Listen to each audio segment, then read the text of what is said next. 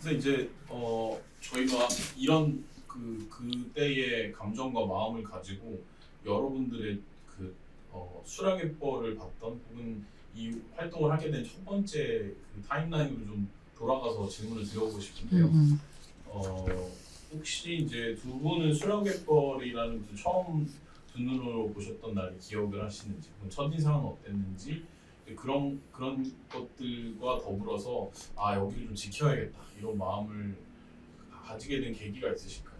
전북 녹색연합으로 와서 운동을 한 지가 이제 아직 10년이 안 됐어요. 한 9년 정도. 언제 왔지 내가? 아무튼 10년이 안 됐어요. 짧아요. 그래서 그 전까지는 그 새만금 갯벌을 가본 적도 없고, 그리고 군산공항이 있는지도 몰랐어요. 전주에서 오랫동안 안 살아가지고. 그래서 여기 와가지고 새만금도 처음 가보게 되고, 다시 전주로 와가지고 수라갯벌도 처음 가보게 됐는데, 그때 제가 처음 수라갯벌을 만났을 때는, 지금은 이제 남북도로라는 엄청난 거대 도로가 생겼지만 남북도로 공사하기 전이었어요.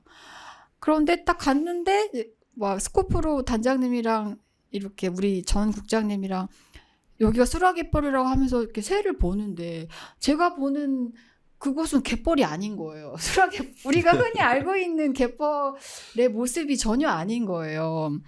먼지 날리는 모래가 있고 앞에 어떤 식물들이 있을 뿐이지, 우리가 흔히 알고 있는 그 진흙에 바닷물이 왔다 갔다 하는 그런 전형적인 갯벌의 모습이 전혀 아닌 거예요. 근데 나중에 이제 우리 단장님한테 왜 수라갯벌을 갯벌이라고 하냐고 여쭤봤어요. 그랬더니 단장님이, 물론 이 우리가 흔히 알고 있는 갯벌의 모습은 아니지만 여전히 바닷물이 들어와서 바다에 기대어 사는, 갯벌에 기대어 사는 생명들이 살고 있는 거예요. 우리가 전형적으로 알고 있는 일반적인 갯벌의 모습은 아니지만 여전히 갯벌 생명들이 살아가고 있고, 앞으로 더 많은 해수가 들어오면 더 많이 갯벌로 복원돼서 그 변화된 그 모습 자체로 소중한 생명들이 살아가고 그 자체로 아름다운 갯벌이다 라는 생각을 이제 나중에 할 수 있게 됐고, 저희 지금까지 왔었던 그 새만금 신공항의 가장 핵심적인 운동의 어떤 그런 그 핵심이라고 보면 좀 끈기도 있고, 그리고 또 하나는 어떤 우리가 어떤 사업을 하는 데 있어서 지속적인 어떤 행동이라는 것들을 공유도 하고 해야 되는데, 그런 부분에 있어서 우리 새만금 신공항 백지화 공동행동의 주도적인 역할을 우리 지금 김지훈 국장님이 하고 계시는데, 그런 부분에 있어서 새만금 수락갯벌을 처음에 보셨을 때 오히려 일반 사람들이 보지 못한 어떤 생명들이나 이런 것들을 좀 느꼈을 것도 같고, 저는 이제 더 많은 사람들이 그런 것들을 느꼈을 때 또 동질감을 느낄 수도 있다고 보는데, 이제 그런 부분에 대해서는 굉장히 수라갯벌에 대한 생명들을 좀 더 많이 봤을 거라고 생각이 들고, 이제 저는 수라갯벌을 처음 느꼈을 때 어떤 느낌이었냐면, 지금의 수라갯벌에 대한 어떤 그 모습이 아니었잖아요. 저는 놀던 장소였어요. 저는 새를 좋아하기 때문에 새를 보고 새를 관찰하고 그런 장소였는데, 어느 날부터 생물상이 없어지면서 이거는 이제 15년 전 일이에요. 어떤 칠개들이 사라지면서 새들도 사라지고, 그런데도 어떤 희망이 있었냐면은, 아까 우리 진 국장님이 말씀을 해주셨지만 기다리고, 그리고 그런 거에 대해서 희망적인 메시지를 계속 던지다 보면은 정책이 바뀌고 또 생물들이 돌아올 거라고 생각이 들었거든요. 근데 저는 그 장소가 바뀌었지만 그 기다리고 있는 경관 자체가 되게 아름다웠었어요. 매립만 하지 않으면. 근데 중요한 거는 새만금 신공항이라고 하는 것은 그걸 매립을 해야 되는 거잖아요. 형태가 완전 바뀌는 거잖아요. 이제 그런 부분에 있어서 옷을 갈아입고 있는 새만금 그 수라갯벌의 모습이 항상 매 계절마다 되게 예뻐요. 맞아요. 그리고 그 옷을 갈아입는 것들이 사실은 옛날에는 더 많은 장소가 있었거든요. 근데 그런 것들을 매립하기 좋다고 다 매립해버리고 물만 놓은 거예요. 그냥 갯벌, 물이 들어왔다 나갔다. 과거의 염습지들을 다 매립해놓고 일반 사람들이 염습지를 경험해 본 적이 없지. 뭐 순천만 가보면 있겠지만. 근데 사실 수라갯벌은 과거에는 순수 다 100% 갯벌이었지만 지금은 염생식물도 자라는 그다음 갯벌도 있는 어떻게 보면 100년 전의 모습으로 되돌려 놓은 완전히 그 생태계를 100% 다 표현할 수 있는 곳이라고 보거든요. 그래서 저는 그런 부분에 있어서 사람들이 수라갯벌은 정말 다 가지고 있다. 그리고 바닷물이 좀 더 많이 들어오면 그 생명들도 다시 복원될 수 있다고 보거든요. 이제 그런 부분에 있어서는 저는 약간 수라갯벌은 지금도 변화되고 있는 모습이라고 생각해서 갯벌이라는 것들이 여러 종류가 있잖아요. 그 중에 하나다라고 생각이 드는데 어떤 사람들은 이런 부분도 하는 사람도 있어. 그게 갯벌이야? 근데 사실은 그렇게 말을 던지는 사람들에 있어서 어떤 갯벌의 서식지, 그 다음에 우리나라 다양한 서식지의 유형들을 좀 더, 좀 폭넓게 생각을 해봤으면 하는 부분이 있었고, 그리고 오히려 역으로 반대를 해보면 정부는 새만금이 계속 좋아진다고만 얘기하잖아요. 그럼 좋아진다고 말하면 수라갯벌도 좋아진다고 그러고 보면 왜 좋아지는 수라갯벌을 왜 막으려고 하고 왜 아무것도 없다고 하고 왜 풀밖에 없다라고 하는 답변적으로 얘기하는 거예요. 그러니까 저는 정말 우리가 재판에 있어서 새만금 수라갯벌을 보는 데 있어서 생태적 관점으로 보면 학자 대 학자로 봤으면 좋겠어요. 그런데 우리는 무한히 그걸 증명하기 위해서 정말 힘든 자료를 만들어야 되고요. 힘들게 그 어떤 법적인 어떤 라이센스가 있는 사람들이 그 말을 해야 되는데요. 국토부는 공무원이 그냥 툭 던져요. 자기의 생각을. 그러면서 이렇게 자기가 던지는 것이 마치 본인들의 어떤 개발의 어떤 당위성처럼 얘기하는데 저는 그런 부분에 있어서는요. 정말 우리가 말하는 어떤 정치적인 것이 아니라 우리는 법적인 근거와 생태적 자료들을 갖고 말했으면 국토부도 똑같이 해야 된다고 보는 거예요. 맞아요. 이어서 이제 카메라를 들고 수라갯벌을 기록하시는다고 제가 알고 있는데 그런 이유들이나 계기 이런 것도 궁금합니다. 네, 그 부분은 아까도 말했다시피 제가 옛날부터 얘기했던 게 새만금에 왜 계속 오냐라는 건 저 단순해요, 아주. 어떤 아름다움을 보고 이것도 당연히 그렇지만 중요한 거는 내가 놀는 장소, 내가 즐거우니까 오잖아요. 그러니까 즐거운 장소였어요, 새만금은. 또 수라갯벌은 제가 사는 동네하고도 가깝고. 그래서 저는 어떤 즐거움에 대한 대상이었고 그 즐거움에 대한 전 놀이터라고 얘기를 하거든요. 그 놀이터가 내 놀이터도 될 수 있는데 다른 사람의 놀이터도 될 수 있잖아요. 쉬는 공간이기도 하고. 그러니까 저는 공유 공간이라고 생각하는 부분에 있어서 그 생각의 연장선상이라고 그냥 보고 있는 거예요. 네. 전 그 사진 얘기를 하셔서 좀 이어서 말씀드리면은 제가 단장님 사진 엄청 좋아해요. 그래서 저희가 단장님 사진 그리고 단장님 아드님이 계시는데 아드님도 사진이 좋거든요. 제 스타일 좋아하는 사람 많진 않은데 지국장이 좋아하시더라고요. 제가 완전 팬이에요. 네. 단장님. 제가 왜 그런지 제가 알았어요. 그래, 왜 알았어요? 왜냐면 제 사진은 알이 다 작아요. 알이라고 하면 그 안에 들어있는 뭐 새라든지 사람이 작아요. 근데 풍경을 많이 넣잖아요, 제가. 예. 그걸 좋아하시더라고. 그러니까 단장님의 사진은 일반적인 새 사진하고 달라요. 그러니까 새 사진 찍는 분들 엄청 많잖아요. 굉장히 비싼 카메라로. 근데 그분들의 특징은 새만 보여. 새만 아주 잘 보여요. 근데 단장님은 그 사진 속에 이야기가 있어요. 그냥 사진 한 장면 한 장면이 뭔가 가슴을 움직이는 이야기가 있는데 마음을 움직이는 이야기가 있는데 새만 찍지 않고 새랑 같이 있는 관계들을 찍어요. 그래서 제가 단장님 사진을 굉장히 좋아하는 팬이랍니다. 네.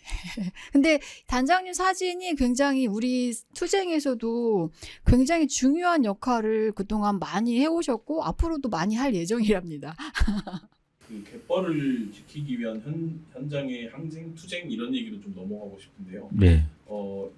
그 이제 공항 계획을 막기 위해서 천막 농성 등 이제 뭐 도청에도 하시고 국토부 앞에서도 하셨다고 저한테 말씀도 해주셨는데 그런 수락갯벌의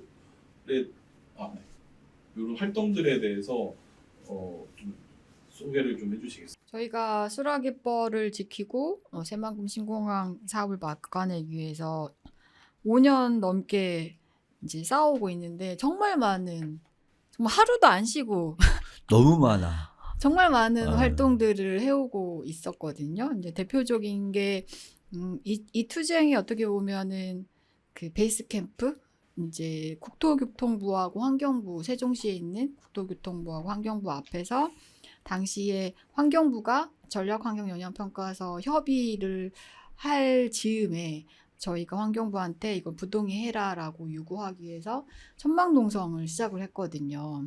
근데 그게 아직까지 이어져서 오늘로 1614일차 진행을 하고 있어요. 정말 쉬지도 않고 그 천막농성을 1600일 넘게 할 수 있었던 거는 이 우리 활동가뿐만 아니라 전국에 계시는 진짜 여기저기 이곳저곳에 계시는 많은 대전 팀도 얘기해줘요. 많은 세종 분들 팀도. 세종에서 이제 농성을 3년 넘게 했는데 그 천막농성 지킴이 그다음에 선전전으로 함께 해주신 분들이 저희를 전혀 모르는 분이었어요. 저도 모르고. 근데 농성장을 차렸다고 하니까 이분들이 어떻게 이제 아시고 세종에 계시는 분들이 농성장을 찾아오셔가지고 같이 함께 해주시게 된 거예요. 그러면서 같이 동지가 됐어요. 그분들이 다 생업이 있으신 분들인데도 불구하고 이렇게 틈을 내가지고 자신의 싸움으로 끌어안고 이 싸움을 3년 넘게 계속 해주셨고 그분들이 또 다른 분들하고 연결되고 또 저희가 싸움을 계속 알려내면서 이런 투쟁이 있구나 이런 사안이 있구나라는 걸 알면서 정말 전국적으로 많은 분들이 이 싸움을 함께 해오셨고 지금도 해주시고 계시고 그게 되게 중요한 구심점이고 집회나 기자회견을 통해서 이제 저희 목소리를 정말 셀 수 없을 정도로 많이 진행을 해왔고 그런 걸 통해서 계속 그 여론에도 알릴 수 있는 활동들을 계속 해왔고 또 수락갯벌에 들기라는 시민 탐방 프로그램을 매달 진행을 해왔어요. 날씨가 너무 더운 여름이나 겨울은 제외하고 위험하니까. 그래서 그 전북 지역뿐만 아니라 전국에 계신 많은 분들이 수락갯벌에 와가지고 수락갯벌의 아름다움 그리고 그 속에 살고 있는 생명들을 직접 눈으로 보고 왜 여기는 공항이 지어지면 안 되는지를 온몸으로 느끼는 시간을 갖는 활동들도 계속 이어서 해왔고 환경부 공무원 또는 전북지방환경청 공무원 또 재판부에다가 엽서 쓰기 행동을 했어요. 그래서 엽서를 만들었어요. 단장님이 찍으신 사진들을 가지고 수락갯벌에 사는 생명들을 가지고 엽서를 만들어서 그 엽서를 신청하신 분들한테 다 우표까지 해서 동봉해서 보내주면은 그 엽서에다가 뭐 판사님이나 담당 공무원한테 취소 소송, 그러니까 취소 판결 해주십시오, 뭐 부동의 해주십시오라는 엽서를 진짜 손으로 다 써가지고 수천 장이 넘어요. 그거를 정말 많은 사람들이 그 작업을 함께 해주셔서 재판부가 엄청 많은 엽서를 받으셨을 거예요. 판사님들이. 담당 공무원도 엽서가 너무 많이 와요. 저한테. 제발 그만 좀 하라 그러지. 너무 많이 온다고 막. 그런 뭐 직접적인 민원 행동도 많이 제안을 해서 또 그런 요청에 또 부응을 해주셔서 많은 분들이 함께 해주시고 말씀드리지 못한 많은 활동들이 있는데 일단 주요한 활동들은 그런 전도입니다. 아까 말씀해 주신 것처럼 이 지금 천막농성 하신 지가 그러니까 이 숫자가 주는 엄청난 그 역사가 좀 많이 느껴지는데 1614일 오늘자로 네. 하셨는데요. 네. 뭐 이렇게까지 할 수 있는 힘이 뭐라고 생각하세요? 그러니까 이게 뭐 사실상 뭔가 자기 혼자서 하려고 하면 거의 불가능해 보이는 것들. 제가 뭐 몇 마디 그러니까 계기라는 것들이 꼭 있잖아요. 근데 그 계기라는 것들이 자연이 주는 경우도 있고 사람이 주는 경우도 있고 그리고 자기 입장이 어떤 그런 부분에서 결정을 내려야 될 상황들이 있는데 저한테는 그 다른 사람들도 다 각각의 어떤 그런 다 그 자기한테 어떤 계기가 됐던 것들인데 저는 한 세 가지 정도. 하나는 어르신분들. 뭐냐면은 저는 우리 김현태 대표님 같은 분이 어르신분들이 사실은 본인이 어떤 그런 여기 들어와서 어떤 큰 역할 이런 거 아니어도 저는 계신 것만으로도 굉장히 큰 어떤 비빌 언덕이 있는 것처럼 되었고 또 20년 이상 문기현 신부님이나 문정현 신부님이 그래도 지팡이 짚고 이렇게 재판 때 오시면서 다른 거 안 바랬을 거예요. 내가라도 왔을 때 그거를 보고 좀 힘이 되는 사람들. 좀 그런 부분들이 시기적으로 저는 힘이 많이 됐고 그리고 또 하나는 그 어르신분들은 아니지만 저는 우리 김지은 국장님처럼 어떤 일에 대해서 정말 집약적으로 어떤 그런 것들을 파고 그리고 그런 것들을 준비하는 부분들에서 저는 사실 힘을 너무 많이 받았어요. 그래서 아마 지은 국장님이 지금 없었으면 우리가 지금까지 여기도 올 수 있을까라는 생각도 해봤는데 고집스러운 사람들이 만들어가는 싸움 같아요. 그래서 제가 보니까 저희 내부에서도 많이 뭐 다툼도 있을 수도 있고 약간 이견이 안 맞을 수 있지만 고집스러운 자들이 뭔가를 이루어나가고 있구나라는 부분에 있어서 많은 고집스러운 사람들한테 저 힘을 좀 주고 싶습니다. 네. 이제 제가 이제 빨리 하려고 해서 죄송한데 뒷부분에 그 이제 현재 진행형인 7월 항소심이라든지 이 부분과 그다음에 이제 뭐 그 왜 위험한가, 왜 보존해야 되는가 요거를 좀 깊게 이제 들어야 될 것 같아서 끊었는데요. 죄송합니다. 네. 그 왜 보존해야 되느냐라고 하는 것들은 너무 사실 명확해요. 왜 그러냐면 우리가 어떤 자연이라고 하는 것이 내 주변에 아까 말씀드렸듯이 놀이터였다면 그리고 반대로 내 가족이었다면 아픈데 가만히 둘 수 있는 사람이 있습니까? 그게 똑같은 건 것 같아요. 자연을 하나의 어떤 그냥 대상물로가 아니라 생명체로 느껴지는 순간은 좀 달라져요. 그래서 그런 것들이 그냥 과연 시각적으로 없어지는 게 아니라 죽는다라고 느껴져요. 그런 부분에 있어서 수라갯벌 같은 경우는 저는 새만금이 20년 동안 오면서 새만금 사업에 뭐 친환경 사업이라든지 이렇게 말을 많이 하잖아요. 그런데 절대 친환경 사업이 아닌데 그나마 있는 갯벌까지 없앤다고? 그런 의미에서 새만금이 정말 친환경 사업이 된다고 보면 수라갯벌이라든지 해창갯벌이라든지 이런 부분에 대해서 보존해야 된다고 봐요. 왜냐하면 제가 한 예를 말씀드리면 새만금 마스터 플랜 쳐보시면 알겠지만 생태용지라는 게 있어요. 그런데 생태용지가 물 수면에다가 매립해서 만들어준다는 게 생태용지거든요. 너 말도 안 되는 그런 게 있고 기존의 갯벌의 원형지를 새롭게 어떤 조경 사업이라든지 매립이라든지 어떤 그런 중장비를 이용해서 뭔가를 만들어줘야 된다는 게 말도 안 되는 거잖아요. 어떻게 생태용지예요?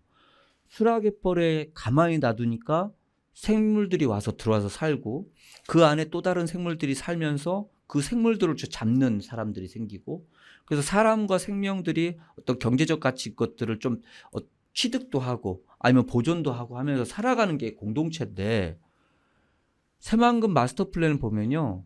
그런 부분에서 원형지를 생태용지로 지정한 게 한 평도 없어요.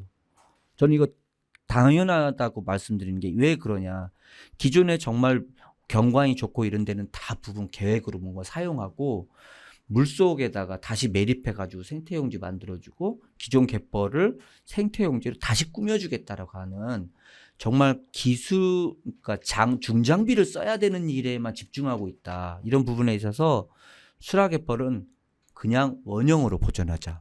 저는 이런 부분에서는 원형 갯벌에 대한 것들이 중요하다고 보고 있고요. 그런 의미에서 봤을 때 새만금의 정말 생태용지라고 하는 그 정도에 가까운 용지라고 보면 저는 수라갯벌과 해창갯벌이라고 보는데 수라갯벌을 보존해야 되는 이유는 원형지로서의 보존할 수 있는 걸 정부가 한번 실천을 한번 해봐라. 그런 의미에서 수락외벌은 당연히 보존돼야 되는 거 보고, 새만금이라고 하는 것들을 제가 조금 더 가미하자면, 새만금은 지금 강하구가 막혔잖아요. 새만금은 만경강, 동진강이라고 하는 강하구가 우리나라 10대 강에 들어갑니다. 굉장히 큰 강이죠. 그런 큰 강을 지금 현재 막아놨으니까 어떻게 해요? 숨통이 안 쉬어지잖아요. 우리가 폐가 망해서 죽는 경우도 있고 위장이 암이 걸려서 죽는 경우가 있어요. 그래서 이 숨통을 못 쉬는 이 강하구가 막혀서 지금 암이 걸려가지고 죽고 사는 기류가 있는데, 정부가 요즘에 뉴스 봐보세요.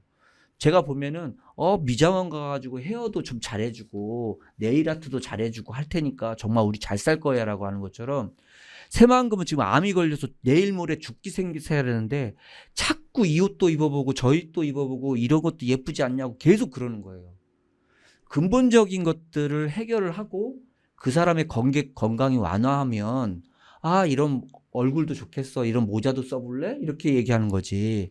지금 아파서 강하구를 막아놓고, 그리고 원형지라고 하는 수락외벌을 다른 용도로 다 쓰고 말도 안 되는 바다를 메꿔가지고 생태용지를 만들어준다는 거. 근본적인 새만금 사업의 근본적인 것들을 말하지 않고 계속 헛돌고 있다. 이제 그런 것들을 저는 이번 정부의 대통령이 좀 꽉 집어서 새만금이라고 하는 걸 생태적으로 원래 살려놓고 그 다음에 개발 계획이나 이런 것들을 논하자라고 이렇게 해야 된다고 봐요. 저희들은 보존해야 된다고 말할 수 있지만, 정치는 아무리 돌아도 어떻게 강이라고 하는 큰 강하구를 똥구멍을 꽉 틀어막고 너 건강하지? 이런 질문을 할 수 있습니까? 그리고 똥구멍을 딱 막아놓고 다 썩어서 물고기들이 폐사하는데도 새만금이 좋아지고 있다. 그런 부분에서 수락외벌을 그냥 원형지로 보존하자. 저는 그것이 좀 그렇다고 보고 있습니다. 인조공원용지네요. 제가 그렇죠. 좀 우리 부연 설명을 좀 해드릴게요. 해주시면. 이제 새만금 신공항 사업을 이제 이해를 하려면 새만금 간척 사업을 보시면 되거든요. 그러니까 새만금 간척 사업은 1990년대부터 진행돼서 지금 30년 넘게 계속 진행되고, 매립 중심으로 만경강과 동진강 하구를 담수호를 만들고 매립지를 만들어서 100% 농지를 조성하겠다라는 게 사업의 목적이었거든요. 근데 100% 농지 조성이라는 사업 목적이 2000년대 초반에 없어졌어요. 농지 조성은 30%로 바뀌어 떨어졌고, 나머지 그러면은 이제 사업의 목적이 바뀌었으면 이 사업을 멈추면 되잖아요. 맞죠. 근데 멈추지를 않고 정부가 계속 토건자본의 이윤을 위해서 계속 용지를 바꾼 거예요. 용지 이름을 산업단지로 하겠다. 여기는 또 농생명 용지로 하겠다. 여기는 또 과학연구단지로 하겠다. 이런 식으로 기본 계획을 바꾸면서 용지 계획을 계속 바뀌어 왔어요. 그 중에 하나가 말도 안 되는 용지 계획 중에 하나가 방금 말씀하신 생태환경 용지 조성 계획이에요.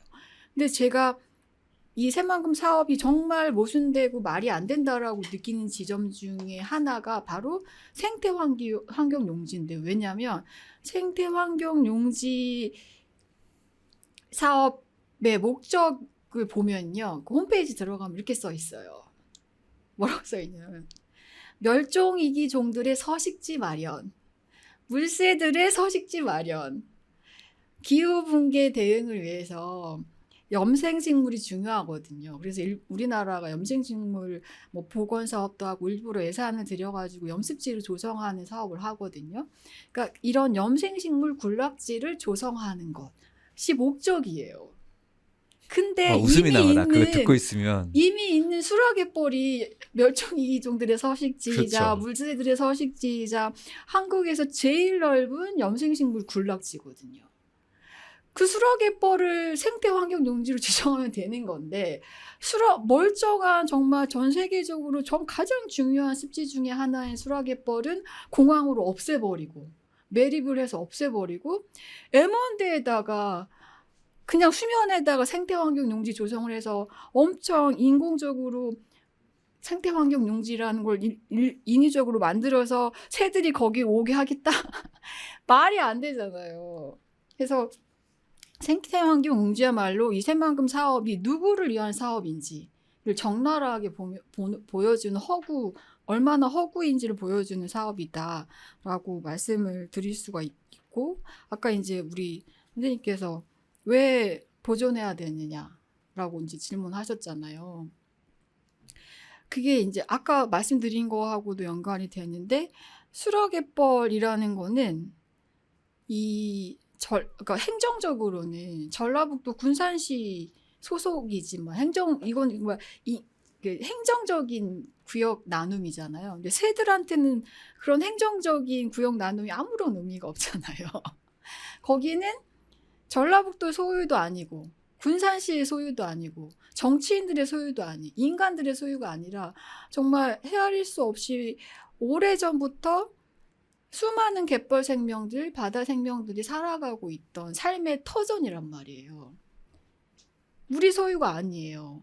근데 마치 우리한테 그들의 터전을 당연히 빼앗아서 착취해서 뭔가 자본의 이윤을 위해서 뭔가 만들어도 되는 게 당연한 것처럼 계속 그 개발 사업이 어떤 지역경제 활성화를 위해서 당연한 것처럼 계속 인식이 되면서 갯벌이라는 걸 파괴하는 게 아무렇지도 않은 상황을 우린 30년 넘게 계속 목도해오고 있었거든요. 근데 그렇지 않다라는 거예요. 관점을 바꾸면 결코 그곳은 우리가 마음대로 할 수 있는 곳이 아닌 거예요. 우리는 잠시 머물다가 가는 것뿐이거든요. 그것은 계속 새들이 그리고 갯벌 생명들이 나중에 올 생명들이 계속 살아가야 하는 정말 소중한 곳이고, 또 어느 정도로 소중하냐면 이제 전 세계 철새 이동 경로가 있잖아요. 그 중에 하나가 아까 말씀드린 동아시아 대양주 철새 이동 경로라는 굉장히 가장 큰 멸종위 종들이 가장 많이 부양하고 있는 그 철새 이동 경로인데, 그 이동 경로의 핵심 기착지예요, 수락갯벌이. 근데 핵심 기착지라는 게 왜 중요하냐면, 예를 들면 우리 큰티뿌리 도요, 우리 단장님이 정말 사진으로 잘 담아주셨는데, 큰티뿌리 도요라는 물대사가 있는데, 그 친구는 그 평생 남반구와 북반구로 번식을 위해서 왔다 갔다 하면서 서식과 번식을 이제 위해서 평생 이제 이동을 하면서 사는 친구란 말이에요. 예를 들어서 뉴질랜드나 호주에서 이제 알래스카 북부로 이제 이동을 한단 말이에요. 근데 7, 8일 동안 한 번도 쉬지 않고, 정말 너무 경이로운데 잠도 안 자고 먹지도 않고 한 번도 쉬지 않고 계속 논스톱 비행을 해가지고 7, 8일 동안 시베리아 북반구로 가기 전에 이 수락갯벌, 서해 갯벌에 기착을 하는 거예요. 중간 기착을 쉬어가는 거예요. 그래서 처음에 출발할 때 몸무게의 40%가 줄어든대요. 맞죠? 40%. 30-40%. 네. 그러니까 거의 기진맥진해서 이제 중간 기착제 내리는 거죠. 그 친구들이. 그래서 한 40여일간 계속 먹이 활동하고 쉬면서 다시 이제 에너지를 비축을 해서 다시 북반구로 날아가는 거거든요. 근데 그런 새들한테는 이 중간 기착지가 없어지면 어떻게 되겠어요? 그러니까 수락갯벌을 포함한 새만금 갯벌, 만경강, 동진강 하구가 전 세계를 이동하는 이동 철새들한테는 없어서는 안 돼 정말 중요한 중간 핵심 기착지였는데, 새만금 간척 사업으로 인해서 너무나 많은 갯벌들이 매립되면서 그 기착지가 없어진 거예요. 그나마 얼마 남아있지 않은 기착지가 수락갯벌인데 이것마저도 없어지면, 그러니까 예를 들어서 도요물대새 같은 경우는 새만금 간척 사업 이후로 97%죠. 97%가 사라졌대요. 새만금 한 국가의 단일한 개발 사업으로 인해서 한 종의 97%가 얼마 남아있지 않은 그 새들이 이제 여기 오는 거예요. 이것마저도 없어지면 영영 사라지게 되는 거예요. 도대체 우리가 어떤 권리로 그 생명들의 서식지를 없애고 그들을 죽일 수가 있겠어요. 그래서 우리가 계속 주장하는 게, 지금 서명운동도 하고 있는 게, 수락갯벌을 세계 자연유산에 등재시켜야 된다. 그러려면 1차적으로 습지보호 지역으로 지정을 해야 되거든요. 그래서 공항 말고 습지보호 지역을 지정해서 유산에 등재하자, 이렇게 이제 주장을 하고 있고요. 저 개인적으로는 왜 보존해야 되냐라고 물었을 때 그냥 즉각적으로 하고 싶은 말씀은 거기에 살아있는 생명이 있으니까. 그냥 그거 하나면 된다고 봐요. 그 하나 한 가지 좀 슬픈 이야기를 하자면 우리 김현태 대표님이 그 옛날에 우리가 수락의벌 들기를 하면서 그 걸어가면서 흰발롱개를 염습지 중간에서 발견했어요. 그게 어떤 스토리가 있냐면 사실은 2010년도에 거기에 흰발롱개가 굉장히 큰 군집 형태가 물끝선이라고 하면 물이 닿는 갯벌의 끝라인에 굉장히 많이 퍼져 있었거든요. 그러니까 15년 전에. 그런데 그때 이후로 저는 그곳에 자주 못 가보니까 그것도 6, 7년 전이죠. 한 10여 년 동안 흰발롱개가 서식지가 사라진 줄 알았어요. 그런데 그때 우리가 수락의벌 들기 하면서 김효대 대표님의 발에 그 흰발롱개가 관찰이 된 거예요. 발 때문에 흰발롱개 구멍이 막히니까 걔가 못 들어가고 발에 옆에 낀 거예요. 저는 굉장히 충격받았어요. 그게 왜 거기 남아 있었냐면요. 물이 2010년도에 방수제 공사를 하면서 마이너스 1.5m로 내리거든요. 새만금 수위를.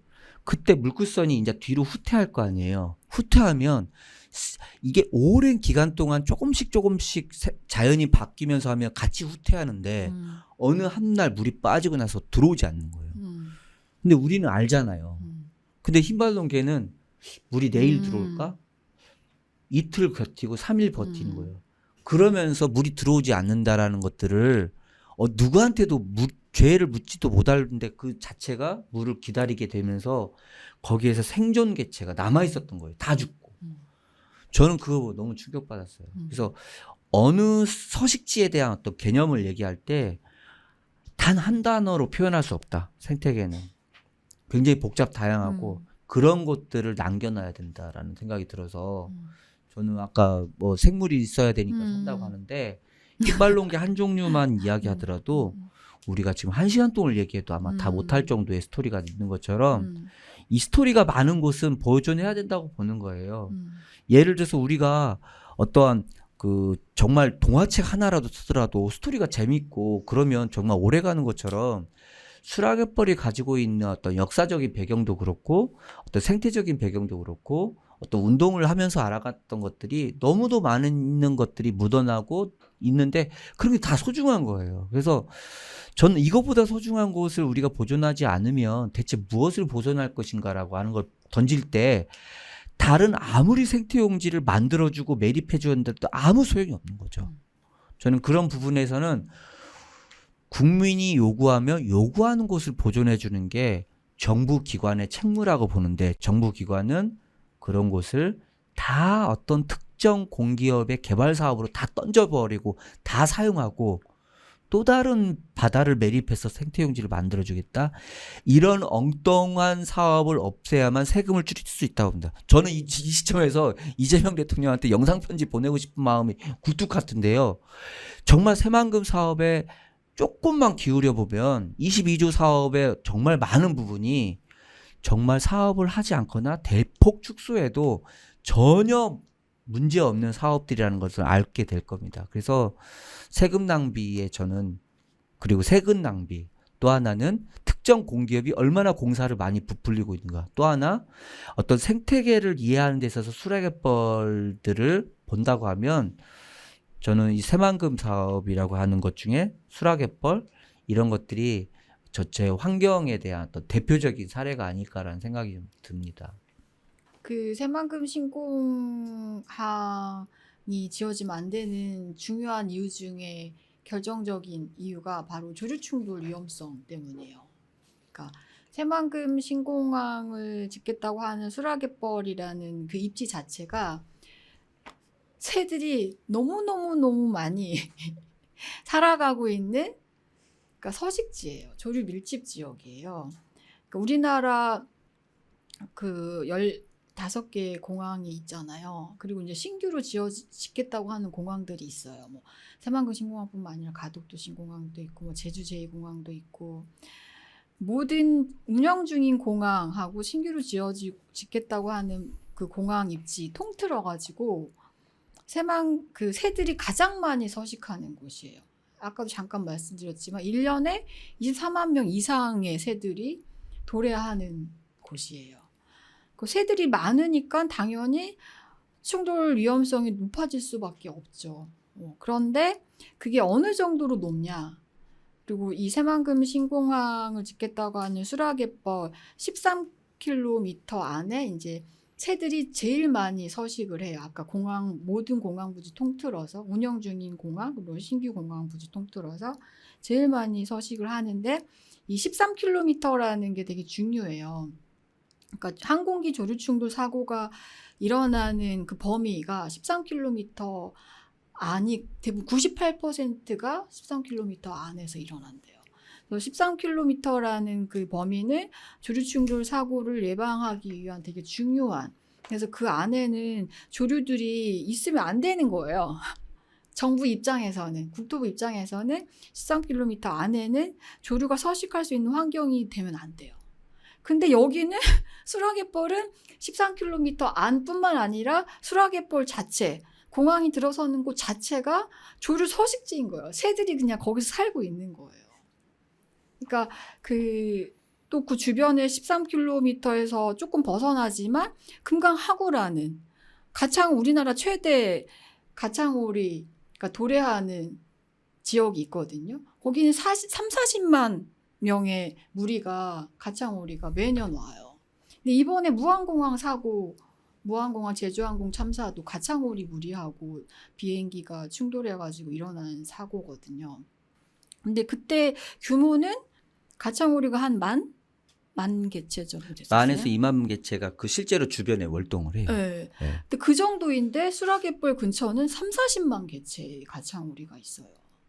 그러니까 또 아까 잠깐 말씀드렸다시피 매일 수락예벌을 가로질러서 왔다 갔다 하는 민물가마오지라는 새가 17,000 개체가 있고, 그러니까 항상 그 수락예벌은 항공기하고 새들이 충돌할 수밖에 없는 구조적인 위험성을 굉장히 높게 상존되고 있는 곳이에요.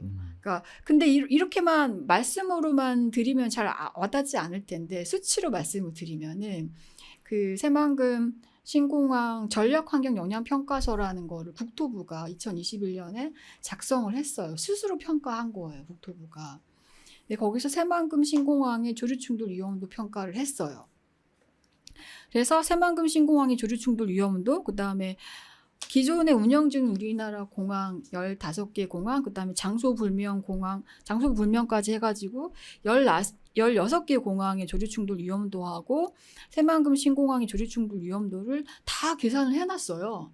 근데 그 수치를 계산을 해보니까 무안공항 사고 난 다음에 제가 그걸 다시 계산을 해봤거든요. 근데 새만금 신공항의 조류충돌 위험도가 무안공항의 위험도보다 650배나 높게 나왔어요, 최대. 근데 이것도 굉장히 보수적인 계산에 의한 거예요. 보수적으로 계산했을 때 그 정도 나온 거고, 그 계산법은 기존에 운영 중인 공항을 전제로 한 거거든요. 그렇죠. 그걸 좀 설명해야 되는 게 운영 중이라는 것은 관리되고 있는 거. 그러니까 조류충돌 위험을 예방하기 위한 고도의 프로그램을 가정한 계산법이에요. 그렇죠. 근데 국토부는 그게 아니다라고 계속 반론을 제기하고 있는데 그건 거짓 증언이에요. 그 계산 결과는 이미 운영 중인 공항 자료를 근거로 했고, 그다음에 그거를 근거로 해서 조류충돌 위험을 최고로 예방하기 위해서 고도의 프로그램을 가동시키고 있다라는 걸 전제한 결과거든요. 근데 그렇게 했음에도 불구하고 실제 사고가 일어난 무안공항보다 650배나 높게 나온 거예요. 그런데 그 표에 보면은 무안공항 같은 경우는 이렇게 치명적인 전파 사고가 일어날 확률이 얼마에 한 번 일어날 것이다라고 예측을 했냐면 얼마에 한 번 일어날 거라고 예측을 했어요. 만 년이 넘었죠. 12,221년에 한 번 이런 사고가 일어날 거라고 예측을 했단 말이에요. 확률로만 그렇게 써놓고 근데 전혀 일어나지 일어났어요? 않을 거라고 생각했던 거지. 그렇죠. 12,000이라는 시간은 인간의 규모에서는 그냥 까마득한 인간의 시간하고는 거리가 멀잖아요. 그런데 막상 그 17년 만에 일어난 네. 거 사실상. 그러니까 이런 거예요. 로또에 당첨될 확률이 굉장히 높잖아요. 네. 나한테는 안 될 수 있는데 네. 1등은 당첨이 되잖아요. 네. 그런 거예요. 좋은 비유네요. 네. 네. 아무튼 새만금 신공항은 그러한 전파 사고가 얼마에 한 번 일어날 거라고 예측이 됐냐면 19년에 한 번 일어날 거야라고 예측이 엄청 됐어요. 높죠. 그러니까 이거는 그러니까 이 공항을 짓겠다라고 하는 것은 여기 조류충돌 사고가 일어날 거야를 가정을 하고 기정사실을 하고 짓겠다라는 것과 마찬가지인 거예요. 그러니까 절대 공항을 지으면 안 되는 입지인 거예요. 그런데 문제는 이 새만금 신공항의 조류충돌 위험도 평가를 했던 그 계산을 했던 그 근거의 논문이 영국 공항, 클리프 공항이라는 영국의 신규 공항을 짓기 전에 그 개발한 계산법에 의해서 그 계산법으로 새만금 신공항의 조류충돌 위험도를 평가했거든요. 근데 영국 공항 같은 경우에는 계산을 해보니까 영국의 기존에 운영 중인 공항보다 새롭게 짓게 될 공항의 조류충돌 위험성이 훨씬 높게 나오는 거예요. 최소 100배 이상 높게 나왔는데 여긴 공항을 지으면 안 되겠다라고 결론을 내렸어요. 영국 정부가. 우리나라는 무한공항에 비해서 100배 정도 이상? 아니 기존에 운영 중인 공항. 기존의 영국에서 평균치로. 네, 그러니까 영국에서 그동안 운영 중인 공항 그 어떤 공항보다 새로 짓게 된 공항의 조류충돌 위험도가 높게 나왔어. 그게 중요한 포인트인 그럼 거예요. 그걸 존중한다는 거죠. 그래서 그거를 네. 그 결과를 존중하고 공항 사고를 폐기를 했거든요. 근데 우리나라는 제가 정말 분노스러운 게 국토교통부 스스로 평가한 결과도 그렇게 조류충돌 위험도가 압도적으로 높게 나왔는데 이건 인간이 어떻게 통제할 수 없는 범위거든요. 인간이 통제할 수 없는 맞아요. 위험도인데 이거는 우리가 막을 수 있다. 도대체 어떤 근거로 막겠냐라고 했을 때 아무런 근거가 없어. 맞아요. 자, 그런 부분에서 되게 분노를 많이 느끼는 게 뭐냐면 네. 그런 것들을 각자의 정부 기관들이 유기적인 관계에서 그런 정보들이 나오면 서로 이렇게 정보를 공유하는 거잖아요. 근데 사업체에 시작하는 사업체는 그냥 사업체고 나중에 사고가 났을 때는 그건 니네들이 책임지는 거 아니야? 라고 하는 것처럼 던진다는 것이 난 너무 무책임하다고 보는 거예요. 분명히 600배 이상의 위험도가 있다라는 것들을 인지했으면 안 만들어야 하는데 그러니까 환경부가 협의를 해주면 안 되는 거였어요. 그런 사고가 났을 때 그건 좀 다른 일인 것처럼 그러니까. 마치 다른 세계처럼 그럼에도 불구하고 사업해야 된다라고 하는 분위기가 저는 정말 무책임하다고 보는 거예요. 그리고 사고가 났을 때 사고 처리하는 것도 정말 우리가 그걸 보면 사고가 안 나야 된다는 생각밖에 안 되는 게 사고가 났는데 그 사고 처리에 유해도 발굴도 다 못하고 널브러져 있는 거 지금 찾잖아요. 지금 조사하고. 그러니까 사고 자체가 났을 때 그냥 빨리 우야무야 덮기 바빠가지고 하는 그런 시스템에 지금 봤을 때 정말 사고가 날지도 모른다라고 하는 것들은 자기네들은 딴 세상인 거야. 그런 부분에 있어서는 지금 국장님이 말씀하신 것처럼 영국의 사례들이 저는 정말 우리가 깊이 받아야 되는 게 저는 이런 생각이 들어요. 우리나라가 과연 선진국인가? 라고 봤을 때 외국에서 시위 같은 걸 하면요. 시위 같은 거 하면 예를 들면 우리가 똥도 뿌리고 감자도 던지고 하는 것들 보면서 우리나라는 저거 던지면 잡혀가니까 안 던지는데 우리나라는 선진국이 이런 망측한 설명을 하시는 사람들도 있는데요. 영국이 가지고 있는 환경 철학은 우리나라보다 저는 최소한 50년 이상을 앞서가고 있다는 굉장한 선진국이라고 보고 있거든요. 그래서 그런 선진국이 가지고 있는 내재되어 있는 우리가 나이로 치면 연륜이 가지고 있는 정책을 잘 들여다봐야 된다고 봐요. 왜 영국이 아까 말한 사례처럼 그런 것들을 철회했는가를 봤을 때 정말 우리 다시는 무한공항과 같은 사고는 사실 절대 일어나면 안 되죠. 그런 부분에서는 미연의 어떤 보호 장치라고나 할까? 이런 것들 정부가 지금 좀 강력하게 이 부분에 대해서 입장을 좀 밝혀야 된다고 봐요, 저는. 그래서 저는 무한공항 사고가 일어났을 때 이게 막 우리가 조류충돌이 1차적인 원인이라고 했을 때 되게 많이 나왔던 언급들이 뭐였냐면 이건 자연재해다. 조류충돌은 자연재해다. 이런 식으로 많이 나왔는데 이건 명백히 인재다. 그럼 인재죠. 특히 네. 누가 범인이냐 우리는 지적할 수 있어요. 당시 그 사업을 해야 된다라고 주장했던 정치인들, 국회의원들, 대통령들 공약으로 무한공항 사업을 공약으로 내세웠고 밀어붙인 여러 환경적인 우려, 조류충돌 우려를 무시하면서 밀어붙인 정치인들. 그러면 반성을 해야 될 거 아니에요. 자기네들이 이런 우려를 무시하고 실질적으로는 지역경제 활성화는커녕 지역경제 부담만 가중시키고 세금만 낭비시키는 사업을 해서 결과적으로는 정말 수많은 생명들을 앗아갔는데 정말 반성하고 사과해도 모자랄 판에 제가 너무나 분노스럽고 정말 기가 막혔던 지점은 뭐였냐면 우리가 새만금 신공항을 1심을 승소를 했을 때 항소를 한 것.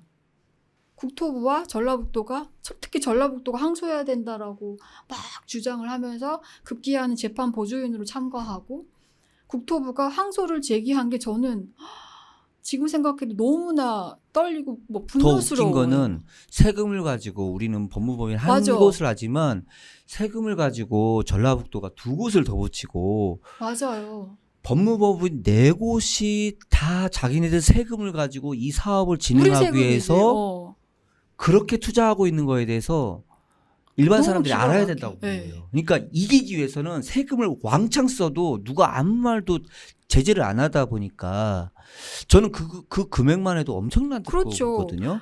그러니까 그러니까 명분 없는 걸 이기려다 보니까 네. 법무법인을 계속 붙이는 맞아요. 거예요.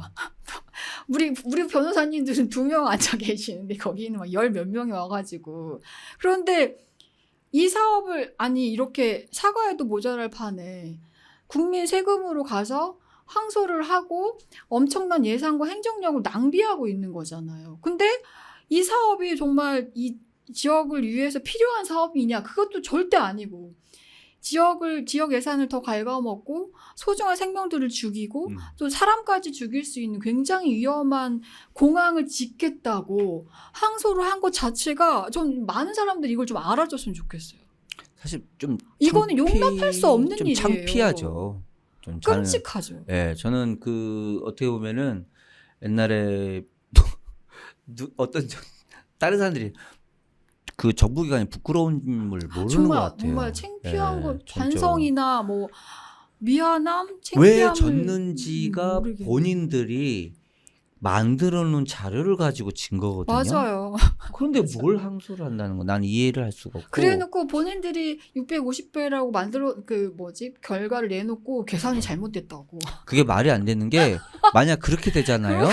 그럼 그러면 이게 걔네들이 이거에 대해서 조류충돌 문제에 대해서 자기네들이 조금 잘못됐다 이렇게 하면 전략 환경 영향 평가 자체가 다 거짓인 무효가 거예요. 돼요. 거짓인 거예요. 그러니까 네. 자기네들이 거짓이라고 말하기도 그렇고 그리고 또 하나는 그걸 가지고 뭐 얘기하기는 좀 그러니까 좀 굉장히 난처하긴 한데 그렇게 따지면 그 전략 환경 영향 평가서로 이루어지는 모든 정부의 그 개발 사업에 대해서 우리는 다 보이콧을 할 수 있다라는 결론도 돼요. 예. 네, 아무튼 그렇습니다. 네. 기가 막히죠. 저는 항소를 정말 했어서는 안 되는 네. 거였어요. 그 부분에 대해서 조금 필요한 말씀을 좀 드리자면 그래서 사람들이 이렇게 대답하는 경우도 있더라고요. 기존에 군산공항이 있기 때문에 군산공항 바로 옆에 세우는 활주로를 만드는 거니 기존에 군산공항이 지금 유지되는 데 있어서 큰 사고가 없다고 이렇게 얘기를 하는데 절대 그렇지 않고요. 그리고 또 하나는 지금의 군산공항은 그나마 해안가에서 육지로 1.5km가 들어가 있는 상태입니다. 그런데 1.5km를 해안가로 또 끌고 왔을 때 조류를 연구하시는 분들은 다 알아요. 그 해안가로 끌고 왔을 때 그 해안가로 이동하는 새의 숫자들은 더 많습니다. 그런 부분에서 약간 잘못 생각하고 있는 부분들이 있거든요. 절대 그렇지 않습니다. 오히려 새만금 신공항이 문제가 되는 것은 지금의 공항보다 더 새들의 이동에 서해안 루트에 더 가까이 가고 있어요. 음. 그런 부분은 좀 알고 계셨으면 하는 음. 바람입니다. 그리고 이제 연관돼서 조금 말씀드리면 저희가 이런 얘기하면은 또 무항공항 제주항공 참사 이후 새 얘기하고 조류충돌 얘기하면 기사화가 많이 됐잖아요. 그러면 댓글들에 이렇게 흔한 일반적인 댓글이 있어요. 새가 없는 곳이 어딨어? 다 새가 있지. 그러면 공항 지을 데가 하나도 없지.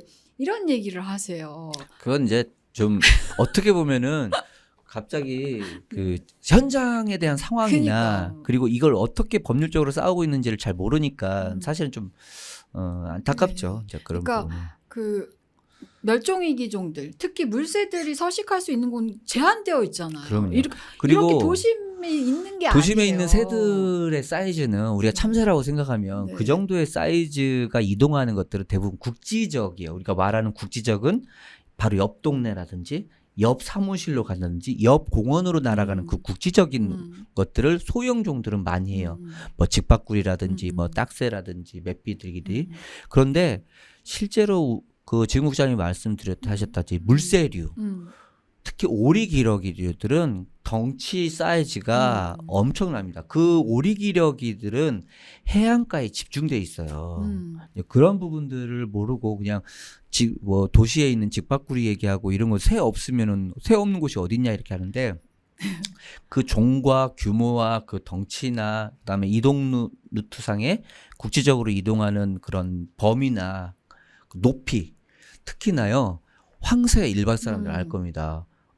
뱁새가 황새 따라가다 보면 가지랭이 찢어진다는 말처럼 황새가 엄청 큰 커요. 새인데 대형새 특히 독수리류 맹금류죠. 독수리나 흰꼬리수리나 그리고 황새류 이런 애들은 높이가 일반적인 새들하고 달리 기류를 타고 움직이기 때문에 굉장히 높이 날라요. 그래서 13km의 범위라는 게 높이 지상에서 랜딩할 때 10m, 20m에서 날아다니는 새들한테도 위험할 수 있지만 100m, 200m 위에서 기류 타고 날아다니는 애들하고 붙을 수 있기 때문에 국제적인 범위가 13km가 되는 거예요. 그런 애들하고 부딪혔을 때 어떻냐. 사실 제가 이거는 좀 어떤 다른 곳에서는 말씀드린 적이 있긴 하지만 과거에 F-35가 서산공항에 비상착륙했잖아요. 그때 공식적으로 뭐라 하겠습니까? 독수리와 충돌했다고 했어요. 정부 발표입니다, 이거는. 그것도 버드 스트라이커예요. 네. 그래서 그래서 랜딩 기어들이 다 박살나가지고 랜딩 기어가 안 켜졌다고 해서 3천억 이상 되는, 그게 얼마짜리인지 모르겠어요. F-35가. 3천억 이상 될 건데, 그거 지금 버렸습니다. 폐기했습니다. 근데 그게 그 사고가 군산공항 근처에서 일어난 그 사고를 제가 정말 재미난 게 뭐냐면, 그 사고가 났을 때 기사가 싹 사라졌어요. 어떤 내용이냐? 충돌 지점에 대한 내용이 다 사라졌습니다.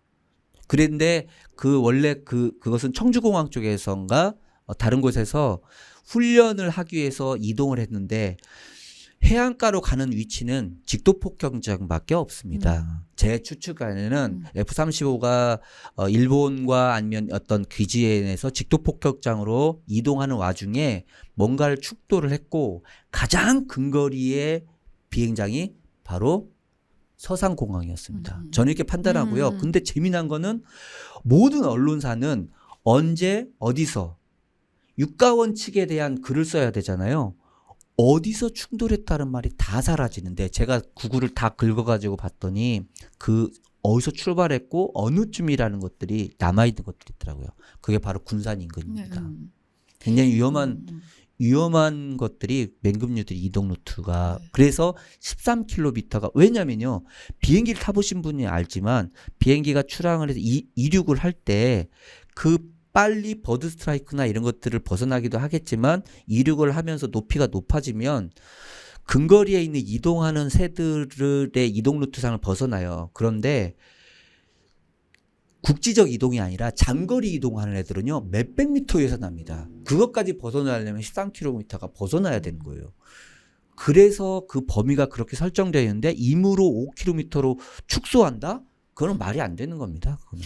그리고 조류충돌 위험성이 더 높아지는 이제 조건이 뭐냐면은 대형 조류일수록 그렇죠. 아까 말씀드린 것처럼 소형 조류보단 대형 조류가 사고가 났을 때 더 그 사고 영향이 더 크고요. 또 하나는 무리를 이룰수록 단일 개체가 아니라 무리를 일수록 사고 위험이 더 커지거든요. 근데 바로 수락의벌이 대형조류가 기러기류, 네. 오리류, 뭐 아까 황새도 얘기하셨고 맞아요. 맹금류, 대형조류가 굉장히 많이 있고 또 무리를 이루어서 노유물대새라든지 뭐 가창오리라든지 민물가마오지 무리를 이루는 새들이 또 많고 그렇기 때문에 조류충돌 사고가 더군다나 큰 사고가 일어나지 않기가 더 어려운 조건이다.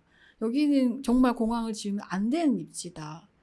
여기다 공항을 짓겠다라는 거는 무한 참사를 또 반복하겠다라는 것과 진짜 마찬가지입니다. 절대 지으면 안 되는 것이에요. 잠시 요거 세팅 좀 다시 하고 네. 뭐가 지금 또 질문 2개 어떤 게 나왔죠? 이제 그 재판에서 최종 승리해서 이 공항 계획을 완전히 백지화시킨다면 이제 앞으로 수락의벌이 어떤 공간으로 복원되고 기억되어야 할지 수락의벌의 미래랑 그리고 이제 마지막 질문은 이제 이 방송, 이 팟캐스트를 듣는 청취자들이 지금 당장 참여할 수 있는 행동 방법이나 제가 말씀드릴까요? 저는 우리가 어떤 개발 계획을 얘기할 때 너무 어렵게 생각하는 것 같아요. 쉽게 다가갈 수 있는 것 중에 하나가 원형으로 남아있을 때 그 갯벌이 어떤 기능을 하고 있는가를 보면 되거든요. 그리고 또 하나는 정부가 뭔가를 하려고 계속 하기 때문에 문제가 생긴다고 봅니다. 그런데 이렇게 생각을 한번 해보세요. 지금 뭔가를 해가지고 뭔가를 계속 만들려고 하는 장소가 그동안 수천 년 동안 무언가를 계속 해왔던 장소잖아요. 이미 새만금 사업 하기 전에도 이 수락의벌이라고 하는 것은 엄청난 조개를 캐던 곳이었어요. 우리가 수락의벌이라고 하는 얘기를 하기 전부터 그것은 주민들이 엄청나게 많은 사람들이 들어가서 조개를 캐던 장소였거든요. 물론 물고기도 잡기도 하고. 저는 이런 얘기도 해본 적이 있어요. 삼성이나 현대나 수많은 어떤 그런 정말 대기업들이 있었지만 살아있는 조개 한번 만들어 본 적이 없거든요. 우리가 뭐 IT니 뭐니 엄청나게 얘기하고 뭐 로봇이란 얘기해도 살아있는 조개 한번 만들어 보지도 못한 기업이 그 생태계에 대해서 섣불리 얘기할 수 없다고 봐요. 그래서 우리 지구상에 가장 나중에 정말 보존해야 된다라고 하는 것들이 있으면 기존에 살아있는 자연에 살아있는 생태계를 보존하는 거라고 보거든요. 저는 과거에 우리나라가 취했던 1차 산업에 대한 기본적인 산업이 다 무너져 가고 있어요. 수산업도 그렇고 농업도 그렇고 저는 그런 부분에 있어서 수락의벌은 기존에 가지고 있던 기능을 고스란히 할 수 있도록 놔두면 관광하러 하는 사람들이 오고요. 거기에 놔두다 보면 모든 생태계가 다시 살아나서 그것을 또 어떤 사람은 잡기 위해서도 가고요. 저희들처럼 그것을 교육하기 위해서도 가고요. 인간이 아니고 그걸 먹기 위해서 새들이 더 많이 날라오고요. 그 장소를 활용하는 많은 인간과 생명들이 공존하는 장소가 됩니다. 저는 그냥 놔두면 된다고 봐요. 그래서 그 장소를 그럼 놔두면은 어떤 사람이 이렇게 표현하는 경우도 황무지를 그냥 놔둔다. 이렇게. 과거의 새만금이 말도 안 되는 거지. 네. 과거의 새만금이요. 밭이었어요. 근데 밭을 밭으로 만든다고 하고 조개 공장을 만든다고 하고 그렇게 해서 다 파헤쳤어요. 그래서 지금 그 수많은 조개 공장 하루에 나가면 20만 원, 30만 원 벌던 곳을 지금 그 주민들이 그 안에서 2만 원, 만 원도 못 벌고 있거든요. 저 새만금에 있으면서 정부에서 100원 한 점 받아본 적이 없는데 그러면 그 전에 있던 수많은 2만 명에 가까운 사람들이 관련 산업들을 하면서 먹고 살았던 것들을 다 내려놨잖아요. 그러면 정부는 기존의 지역 사람들이 그걸 공동체를 형성하면서 살아왔던 경제적인 것들이 저는 한 해에 5천억에서 1조 정도의 경제적 가치가 있다고 보거든요. 그러면 그것을 우리가 적자라고 생각하고 있다고 하면 그 갯벌에 대한 아쉬움이 있는 거예요. 그런데 아직도 보이지 않은 공장, 아직도 보이지 않은 계획들을 가지고 미래 자산을 가지고 그것을 어떤 추구해야 된다고 계속 얘기하는데 정작 그 장소는 이미 공장이었고 밭이었다. 이거 저는 잊지 않았으면 좋겠습니다. 그러니까 우리가 이 싸움 할 때 되게 분노스러웠던 지점이 몇 지점들이 있는데 그 중에 몇 개 있죠. 네, 하나가 이제 전력환경영향평가서를 환경부가 협의할 즈음에 우리가 자료들을 엄청 많이 만들어가지고 구체적인 근거들을 취합을 해서 만들어서 환경부 담당 과장, 환경영향평가 과장을 찾아갔었잖아요. 같이 갔죠. 대표님이랑 단장님이랑 이제 자료 엄청 많이 갖고 갔단 말이에요. 근데 이 환경영향평가 과장이 실질적으로 이제 그 전력환경영향평가서를 결재하는, 동의할 거냐 부동의할 거냐 결재하는 결재권을 주고 있는 실무자나 마찬가지인데, 우리가 막 여기엔 이렇게 많은 생명들, 멸종위기종들이 삽니다, 막 이런 얘기를 하니까 그 과장이 아니 거기 생명들이 살아요? 이런 말을 하는 거예요. 거기 방조제로 막혀서 아무것도 안 산다던데? 이런 얘기를 하고, 또 이제 막 우리가 공항 지으면 안 된다라고 했을 때 전라북도 공무원들이 뉴스에 나와가지고 인터뷰를 할 때 뭐라고 하냐면, 거기는 방조제로 막혀서 바닷물이 안 들어와서 육하가 돼서 생명들이 살 수 없어. 서식지로 역할을 전혀 할 수가 없어. 이런 말들을 너무 많이 해요. 거기에 한 번도 안 가봤어요. 그러니까. 제가 분노스러웠던 게 그거예요. 이번 재판부 우리 1심 때도요. 새만금 신공항 기본계획 취소 소송 1심 때도 그 피고 측 국토부에서 자료를 합치고 영상 자료를 합치고 드론 촬영한 거를 증거로 제출을 했어요. 그 법정에서 틀어줬는데 우리 같이 봤죠. 네. 드론으로 이렇게 항공에서 찍은 거니까 거기 흰발롱개가 보여요? 하늘에서 찍은 건데 거기에 저어새가 보여요? 안 보이잖아요. 그냥 언뜻 항공 사진은 거기에 그냥 땅처럼 보여요. 그러니까 거기에 무슨 생명이 다양하고 다채롭고 정말 소중한 생명들이 살아가고 있는 건 다 제거된 영상 하나를 딱 보여주고, 봐라 여기 아무것도 없잖아.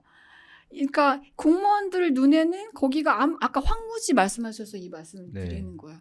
황무지로 보는 거예요. 아무것도 없는 맨 땅이야. 그러니까 공항을 지어도 돼. 이 논리인데 정말 그분들한테 제발 수락의벌 한 번이라도 와봐라 라고 말씀드리고 싶어요. 한 번이라도 와서 발을 들여서 거기 들어가 봐라. 네. 그러면 말씀해 주신 것처럼 이제 버리지 않는 자연, 사랑의 승리한 곳, 그리고 공공재인 이 수락의벌이 이제 공항 콘크리트 바닥으로 변하지 않고 이제 영원히 숨 쉴 수 있도록 오늘 이 방송 듣고 계신 청취자분들이 지금 당장 참여할 수 있는 행동 방법을 알려주시면 감사하겠고, 우리가 지금 이 방송을 듣고 계시는 분들이 지금 당장 참여할 수 있는 행동들이 많이 있습니다.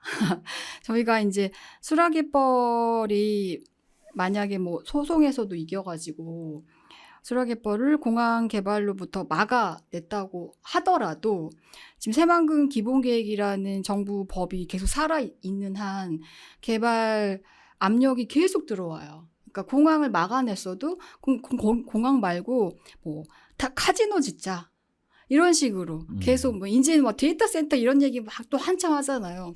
그런 식으로 계속 이름과 얼굴을 바꿔서 개발 압력이 들어오거든요. 그래서 원천적으로 개발하지 못하게 하려면은 수락의벌을 그 정부 차원에서 습지보호 지역으로 지정을 하고 묶어놓고 습지보호 지역으로 지정을 한 다음에 여기를 유네스코 세계 자연유산에 등재시키자. 그리고 람사르 습지에 등록하자. 이런 주장을 저희가 하고 있어요. 그러려면은 습지보호구역으로 지정을 해야 되거든요. 지자체가.